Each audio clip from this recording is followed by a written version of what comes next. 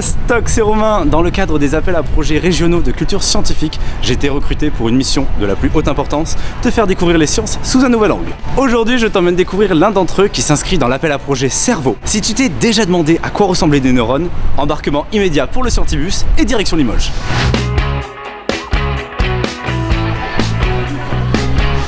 Bien arrivé à Île, mais il fait largement plus froid qu'à Bordeaux et je pars à la rencontre de Sylvia et de Marie-Laure.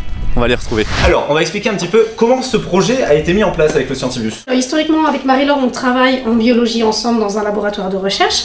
On a des collègues qui sont physiciens, qui ont monté, comme Frédéric, qui a monté le projet Scientibus, mais qui n'était pas encore très axé biologie. Et en fait, quand on travaillait ensemble, au fur et à mesure, on a commencé à discuter en se disant, bah voilà, nous on est biologistes, on voudrait s'investir dans le Scientibus.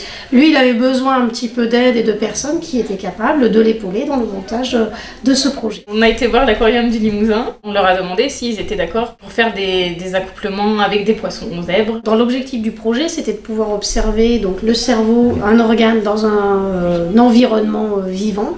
L'avantage du poisson zèbre, c'est qu'il est transparent. Après, j'ai pris des neurones et je les ai coloriés. High five! Allez, high five! Pour aller à la rencontre d'un plus grand nombre des scolaires comme du grand public, le projet a pris place au sein du Scientibus. C'est quoi le Scientibus? Bonne question, José. C'est tout simplement un bus qui a été aménagé en vrai laboratoire scientifique itinérant, un peu comme le camion de Fred et Jamy dans C'est pas sorcier.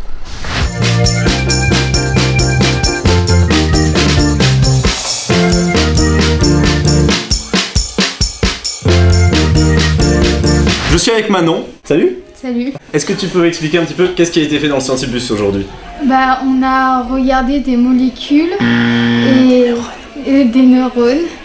Et il nous a expliqué comment ça s'était fait. J'ai appris que nos yeux étaient reliés au cerveau et quand on se grattait, bah, on touchait à moitié le cerveau. Allez, okay. Top là.